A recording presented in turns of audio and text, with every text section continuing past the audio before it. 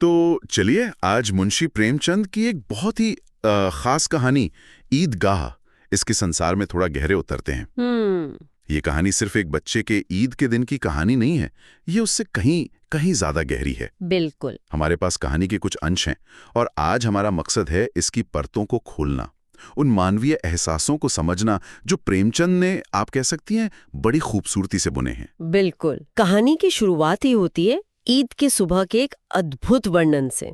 प्रकृति में एक नई जान सी है, गांव में सभी ईदगाह जाने की तैयारी में है, धूम है। हाँ। लेकिन इसी उत्साह के बीच प्रेमचंद हमें सीधा कहानी के केंद्र में ले जाते हैं। हामिद, एक 4-5 साल का अनाथ बच्चा और उसकी बूढ़ी दादी अमीना। यहां से मुझे लगता है कहानी का असली मर्म उभरना शुरू होता है। हाँ, एक तरफ है हामिद, गरीब है, दुबला पतला सा, जिसके पास शायद ढंग के कपड़े या जूते भी नहीं हैं, पर उसकी आंखों में एक उम्मीद है। उसे लगता है अब्बाजान आएंगे, खूब सारी थैलियां भरकर पैसे लाएंगे, अम्मीजान अल्लाह के घर से अच्छी अच्छी चीजें, नेमतें लाएंगी। बच्चों की आशा होती ही ऐसी है ना? वो राई को पर्वत बना देती है। सही कहा। और दूसरी तरफ अमीना का यथार्थ है एकदम उलट। हाँ। वो अपनी कोठरी में बैठी रो रही है। ईद का दिन है और घर में खाने को एक दाना तक नहीं, और फिर हामिद को अकेले मेले भेजने की चिंता। उफ। मतलब 3 कोस पैदल जाएगा बच्चा, नंगे पैर, कहीं छाले पड़ जाएंगे। उसके पास कुल जमा सोचिए 8 आने हैं। बस 8 आने? हाँ, उसमें से 3 हामिद की जेब में डाल दिए हैं, 5 उसके अपने बटुए में। बस यही उनकी पूरी पूंजी है, और सामने ईद जैसा त्योहार है। तो आज की इस चर्चा में हम कहानी के घटनाक्रम को सिर्फ दोहराएंगे नहीं, बल्कि उसके पीछे छिपे अर्थों को, किरदारों की जो मनोवैज्ञानिक गहराइयां हैं और प्रेमचंद की जो अद्भुत लेखन शैली है, उस पर थोड़ा ध्यान देंगे। हाँ, और ये देखेंगे कि कैसे वो मासूमियत और वो कठोर यथार्थ दोनों एक साथ चलते हैं कहानी में। बिल्कुल। तो गांव से बच्चों का वो हुजूम सा निकलता है ईदगाह की तरफ। हामिद भी उनके साथ है। उसके पैरों में तो जैसे पर लग गए हैं। शहर करीब आता है तो बच्चे बड़ी बड़ी इमारतें देखते हैं, अमीरों के बगीचे, अदालत, क्लब घर। हाँ? और अपनी वो जो नादान समझ है उसे टिप्पणियां करते हैं। ये बड़ा दिलचस्प है ना? हाँ, ये बहुत महत्वपूर्ण हिस्सा है। उनकी जो बातचीत है वो सिर्फ बचकाना मजाक नहीं है। अच्छा। हाँ, वो दिखाती है कि उनकी दुनिया कितनी सीमित है और ये जो शहर की चीजें हैं उनके लिए कितनी विस्मयकारी हैं, कितनी अजनबी हैं। हाँ, वो क्लब घर में मैमो के खेलने की बात करते हैं या सोचते हैं कि जिन्नात रात को आकर दुकानों से सौदा खरीदते हैं। हाँ हाँ। ये सब उनकी कल्पना और वास्तविकता के बीच का जो फासला है उसे दिखाता है। प्रेमचंद यहाँ बहुत ही सूक्ष्मता से ग्रामीण बनाम शहरी दुनिया और बच्चों के नजरिए से बड़ों की दुनिया पर एक तरह से टिप्पणी कर रहे हैं। आता है इमली के घने पेड़, पक्का फर्श है जिस पर जाजिम बिछा है। हाँ। और हजारों रोजेदारों की कतारें, लाखों सिर एक साथ सिजदे में झुकते हैं, एक साथ उठते हैं। प्रेमचंद यहाँ भाषा का जादू दिखाते हैं ना? कमाल का वर्णन है। ये सिर्फ नमाज का वर्णन नहीं है, ये एक गहरी अनुभूति है बराबरी की, भाईचारे की, सामुदायिकता की। वो लिखते हैं, इस्लाम की निगाह में सब बराबर है। ये पंक्ति उस सामाजिक और आर्थिक गैर बराबरी के बिल्कुल उलट है जो हमें कहानी में आगे साफ दिखती है। वो एकता का भाव सच में अद्भुत है। लेकिन जैसे ही नमाज खत्म होती है, लोग गले मिलते हैं और उसके फौरन बाद मिठाई और खिलौनों की दुकानों पे धावा बोल दिया जाता है। हाँ। तो यहाँ फिर से वो व्यक्तिगत इच्छाएं, मेले का आकर्षण, वो सब हावी हो जाता है। हाँ, और यही हमें हामिद और दूसरे बच्चों के बीच का जो फर्क है वो साफ दिखने लगता है। कैसे? देखिए, महमूद, मोहसिन, नूरे, सम्मी, ये सब बच्चे पहले हिंडोले, चरखी पर पैसे खर्च करते हैं, फिर पहुंचते हैं खिलौनों की दुकान पर। अच्छा। वहां से 2-2 पैसे के मिट्टी के खिलौने खरीदते हैं। कोई सिपाही ले रहा है, कोई बिश्ती, कोई वकील, कोई धोबिन। ये खिलौने क्या हैं? शायद समाज के वो अलग अलग चेहरे हैं जिन्हें बच्चे अपनी छोटी सी दुनिया में शामिल करना चाहते हैं। पर हामिद, उसका क्या? उसके पास तो बस 3 पैसे हैं। हाँ, बस 3 पैसे। वो ललचाई नजरों से देखता जरूर है, पर उसका तर्क सुनिए। वो सोचता है, मिट्टी के ही तो हैं, गिरे तो चकनाचूर हो जाएं। हाँ। पानी पड़े तो सारा रंग घुल जाए। ये क्या है? क्या ये सिर्फ पैसों की कमी है या ये उसकी उम्र से ज्यादा की समझदारी है जो गरीबी ने उसे दे दी है? शायद दोनों का मिश्रण है ना? बिल्कुल। गरीबी उसे रोक तो रही है, पर प्रेमचंद ये भी दिखा रहे हैं कि कैसे अभाव, कैसे कमी एक बच्चे को भी चीजों के स्थायी मूल्य के बारे में, मतलब ड्यूरेबिलिटी के बारे में सोचने पर मजबूर कर देती है। जहां दूसरे बच्चे उस पल की खुशी, उस क्षणिक चीज के पीछे भाग रहे हैं, हामिद का ध्यान उपयोगिता पर, टिकाऊपन पर जा रहा है। ये उसकी परिस्थितियों का उस पर सीधा असर है। और ये बात तब और ज्यादा साफ हो जाती है जब मिठाई की बारी आती है। हाँ, वो रेवड़ी वाला किस्सा। हाँ, मोहसिन उसे रेवड़ी दिखाता है, चुराता है, और जैसे ही हामिद हाथ फैलाता है वो खुद खा लेता है। सब बच्चे हंसते हैं, हामिद खिसिया जाता है, फिर अपनी इज्जत बचाने के लिए कहता है, मिठाई कौन बड़ी नेमत है, किताब में तो इसकी कितनी बुराइयां लिखी हैं। उफ, कितना मार्मिक है ये। वो बच्चा मनी मन ललचा रहा है पर कह नहीं सकता। हाँ। ये घटना मुझे लगता है हामिद के मन पर बहुत गहरा असर डालती है। उसे शायद एहसास होता है कि उसके दोस्त अपनी खुशी में इतने मगन हैं कि उसके लिए जरा भी हमदर्दी नहीं रखते। वो अकेला पड़ जाता है। और शायद यही अकेलापन, यही उपेक्षा उसे उस चीज की तरफ ले जाती है जो सिर्फ उसके अपने लिए नहीं बल्कि किसी और के लिए ज्यादा जरूरी है। बिल्कुल सही, क्योंकि मिठाइयों के बाद जब लोहे की चीजों की दुकानें आती हैं जहां बाकी बच्चों को कोई दिलचस्पी नहीं है, वो सब आगे बढ़ जाते हैं। हाँ। हामिद वहीं रुक जाता है। हाँ। और उसे दिखता है एक चिमटा, कई चिमटे रखे थे वहां। और यही कहानी का कह सकते हैं निर्णायक मोड़ आता है, टर्निंग पॉइंट। हाँ। उसे फौरन अपनी दादी का ख्याल आता है। कैसे वो जब तवे से रोटियां उतारती हैं तो उनकी उंगलियां जल जाती हैं, उसके पास चिमटा नहीं है। यहाँ हामिद का चरित्र एकदम बदल जाता है। वो अपनी इच्छाओं से, उन खिलौनों और मिठाइयों के लालच से एकदम ऊपर उठ जाता है और अपनी दादी के दर्द के बारे में सोचता है। वो सोचता है अगर वो चिमटा ले जाकर दादी को दे दे तो वो कितनी प्रसन्न होंगी। फिर उनकी उंगलियां कभी न जलेंगी। हाँ, घर में एक काम की चीज हो जाएगी। प्रेमचंद यहाँ दिखाते हैं कि कैसे सहानुभूति और प्रेम एक बच्चे को भी उसकी उम्र से कितना बड़ा बना सकते हैं। सही। वो फिर खिलौनों की निरर्थकता सोचने लगता है और चिमटे की उपयोगिता पर विचार करता है। खिलौनों से क्या फायदा, व्यर्थ में पैसे खराब होते हैं। चिमटा कितने काम की चीज है, रोटियां तवे से उतार लो, चूल्हे में सेक लो। हाँ। उसका पूरा नजरिया ही बदल गया है। हाँ, और वो ये भी सोचता है कि दादी दुआएं देंगी, और बड़ों की दुआएं तो सीधे अल्लाह तक पहुंचती हैं, उनका असर जरूर होता है। इसमें एक तरह का मासूम विश्वास भी है। हाँ। और शायद उस सामाजिक उपेक्षा का जवाब भी है जो उसे थोड़ी देर पहले अपने दोस्तों से मिली थी। अब वो कुछ ऐसा करना चाहता है जिसका मूल्य स्थायी हो, टिकाऊ हो, जिससे उसे सम्मान मिले, दुआ मिले। फिर वो दुकानदार से मोलभाव करता है। हाँ, वो भी। दुकानदार पहले मना करता है, फिर 6 पैसे बताता है। हामिद का दिल बैठ जाता है, लेकिन फिर वो हिम्मत करके मोलभाव करता है और आखिरकार 3 पैसे में ले लेता है। ये भी उसकी हिम्मत और उसकी दृढ़ता दिखाता है। एक छोटा बच्चा पर अपनी जरूरत के लिए मोल भाव कर रहा है। बिल्कुल।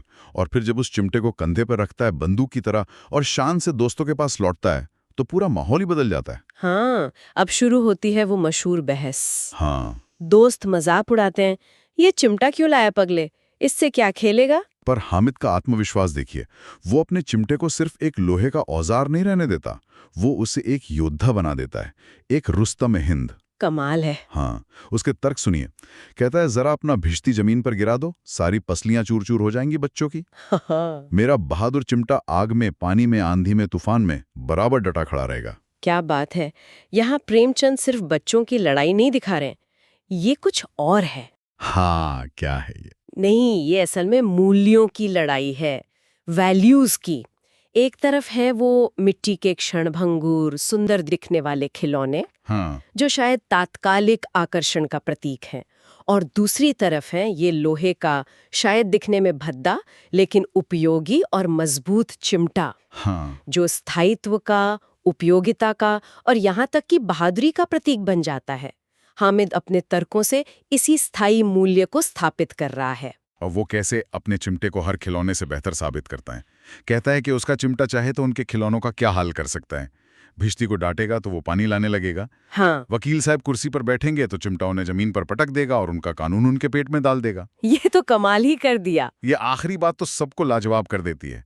हामिद मैदान मार लेता है, उसका चिमटा वाकई रुस्तम हिंद है। इस पूरी बहस के जरिए प्रेमचंद ने बहुत खूबसूरती से दिखाया है कि कैसे परिस्थितियों का दबाव, कैसे गरीबी और जरूरत एक बच्चे को वक्त से पहले परिपक्व बना देती है और वो दुनिया को अपनी शर्तों पर देखने लगता है, अपने तर्क गढ़ने लगता है। जीत के बाद माहौल थोड़ा बदलता है। अब सब हामिद के चिमटे से प्रभावित हैं। हाँ, अब उन्हें भी लग रहा है कि हामिद की चीज ज्यादा काम की है। फिर संधि होती है। वो हामिद से कहते हैं, जरा अपना चिमटा दिखाओ, तुम हमारे खिलौने देख लो। हाँ, हामिद यहाँ भी थोड़ी उदारता दिखाता है, मान जाता है, बल्कि कहता है कि मैं तो तुम्हें चिढ़ा रहा था, चिमटे का खिलौनों से क्या मुकाबला। हाँ, पर मन ही मन सब समझ रहे हैं। दूसरों को अब अपने पैसे बेकार खर्च करने पर पछतावा हो रहा है। सही। उन्हें समझ आ रहा है कि उनके खिलौने तो घर पहुंचते पहुंचते शायद टूट जाएंगे या डांट पड़ेगी, पर हामिद की चीज सच में काम की है। दादी दुआएं देंगी। और रास्ते में हुजा होका है जब महमूद को भूख लगती है और वो अपने केले सिर्फ हामिद के साथ बांटता है। हाँ, प्रेमचंद लिखते हैं, ये उस चिमटे का प्रसाद था। क्या खूब कहा है, मतलब उस चिमटे ने हामिद की हैसियत ही बदल दी दोस्तों के बीच। बिल्कुल। अब घर पहुंचने पर कहानी अपने चरम पर पहुंचती है। पहले हम देखते हैं कि दूसरे बच्चों के खिलौनों का क्या हश्र हुआ। हाँ, वो जरूरी है। मोहसिन का भिश्ती गिरकर टूट जाता है, नूरे का वकील साहब पंखे की हवा से गिरकर या किसी चोट से स्वर्ग से धार जाते हैं। महमूद का सिपाही गश्त लगाते हुए गिरता है, टांग टूट जाती है। बाद में दूसरी टांग भी तोड़ दी जाती है ताकि वो आराम से बैठ सके, सन्यासी की तरह। हाँ, तो ये जैसे उन क्षणभंगुर चीजों का, उन दिखावटी चीजों की नश्वरता का प्रतीक है। उनका यही अंत होना था। सही कहा। इसके बिल्कुल विपरीत अब हामिद घर पहुंचता है। हाँ, अमीना आवाज सुनते ही दौड़ती है, उसे गोद में उठाकर प्यार करती है, लेकिन जैसे ही हाथ में चिमटा देखती है चौंक जाती है और फिर गुस्सा होती है, डांटती है कि दोपहर हो गई, कुछ खाया नहीं पिया नहीं, और लाया क्या, ये लोहे का चिमटा। हाँ, सारे मेले में तुझे और कोई चीज न मिली जो ये लोहे का चिमटा उठा लाया। ये एक दादी की स्वाभाविक प्रतिक्रिया है। वो तो बच्चे की खुशी चाहती थी, कोई खिलौना, कोई मिठाई। लेकिन जैसी हामिद वजह बताता है, वो अपराधी भाव से कहता है, हाँ, तुम्हारी उंगलियां तवे से जल जाती थी इसलिए मैंने से लिया। बस इतना सुनते ही सब बदल जाता है। बुढ़िया का वो सारा क्रोध तुरंत स्नेह में बदल जाता है। वो मूक स्नेह है। प्रेमचंद लिखते हैं, खूब ठोस रस और स्वाद से भरा हुआ। क्या अद्भुत चित्रण है भावनाओं का। हाँ, अमीना सोचने लगती है, बच्चे में कितना त्याग है, कितना सद्भाव और कितना विवेक है। दूसरों को खिलौने लेते और मिठाई खाते देखकर इसका मन कितना ललचाया होगा, पर इतना जब्त, इतना कंट्रोल, इससे हुआ कैसे? वो हामिद के उस छोटे से काम के पीछे छिपे उसके विशाल हृदय को देख लेती है। हाँ, कि वहां मेले में भी उसे अपनी इस बूढ़ी दादी की याद बनी रही। बिल्कुल। और फिर वो अद्भुत क्षण आता है जिसे प्रेमचंद बड़ी विचित्र बात कहते हैं। कौन सा? जब बूढ़ी अमीना बालिका अमीना बन जाती है। वो रोने लगती है, अपना दामन फैलाकर हामिद को दुआएं देती जाती है और आंसू की बड़ी बड़ी बूंदें गिराती जाती है। यहाँ भूमिकाएं जैसे बदल जाती हैं। बच्चे हामिद ने बूढ़े हामिद का पार्ट खेला था, जिम्मेदारी दिखाई, समझदारी दिखाई, और अब बुढ़िया अमीना एक बच्ची की तरह फूट फूट कर रो रही है, भावनाओं के उस तीव्र आवेग में। ये कहानी का शायद सबसे शक्तिशाली हिस्सा है। मुझे भी यही लगता है। अमीना के वो आंसू सिर्फ खुशी के नहीं हैं, उनमें कृतज्ञता है, बच्चे पर गर्व है, उसके त्याग पर एक तरह का आश्चर्य है, और शायद अपनी बेबसी का, अपनी गरीबी का दर्दगी है। बहुत कुछ मिला हुआ है उन आंसुओं में। बिल्कुल। लेकिन हामिद, क्या वो इस रहस्य को समझता है, उन आंसुओं की गहराई को? शायद नहीं। हाँ, प्रेमचंद लिखते हैं, हामिद इस रहस्य को क्या समझता? वो तो बच्चा है, उसने जो किया वो प्रेम और सहानुभूति से किया, लेकिन वो शायद उस भावना के पूरे वजन को, उस त्याग के असर को, उस गहराई को नहीं समझ पाता। तो ये थी ईदगाह की हमारी आज की पड़ताल। हमने देखा कि कैसे प्रेमचंद एक साधारण सी दिखने वाली कहानी के जरिए गरीबी, बचपन की मासूमियत पर उसका असर, त्याग, प्रेम, क्षणिक खुशी बनाम स्थायी मूल्य जैसे कितने गहरे विषयों को छू लेते हैं। हाँ, ये कहानी हमें दिखाती है कि कैसे मुश्किल से मुश्किल हालात में भी इंसानियत चमक सकती है। हामिद का वो चिमटा सिर्फ लोहे का एक टुकड़ा नहीं रह जाता, वो उसके विवेक का, उसके प्यार का और उसकी उम्र से बड़ी हो चुकी आत्मा का प्रतीक बन जाता है।